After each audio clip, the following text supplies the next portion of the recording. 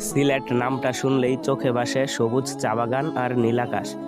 কিন্তু এই মায়াবী জনপদের সবচেয়ে উত্তরে মেঘালয় পাহাড়ের পাদদেশে লুকিয়ে আছে এক স্বর্গীয় সৌন্দর্য, যার নাম জাফলং।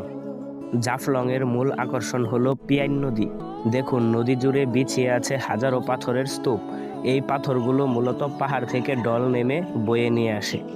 নদীর স্বচ্ছ টলটলে পানির নিচে পড়ে থাকা রঙিন পাথরগুলো যেন ছোট ছোট রত্ন। ডাউকি পাহাড়ের বুক চিরে এই নদীটি বাংলাদেশে প্রবেশ করেছে। এখানে নৌকা ভাড়া করে মাঝ নদীতে ঘুরে বেড়ানো এক অন্যরকম অভিজ্ঞতা। শান্ত পানির নিচে নিজের প্রতিচ্ছবি আর মাথার উপরে বিশাল নীলাকাশ।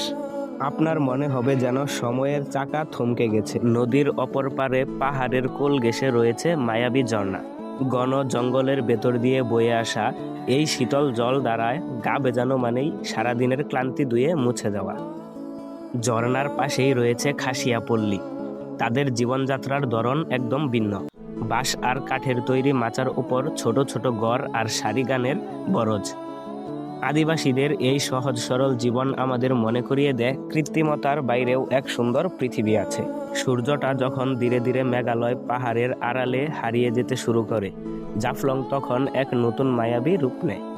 আকাশের রং পরিবর্তন আর পাহাড়ের শান্ত ছায়া যেন এক অদ্ভুত বিষণ্ণতা আর প্রশান্তি একসাথে নিয়ে আসে।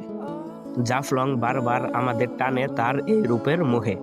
আজকের এই দীর্ঘ যাত্রা আর প্রকৃতির মিতালি আপনাদের কেমন লাগলো অবশ্যই আমাদের জানাবেন।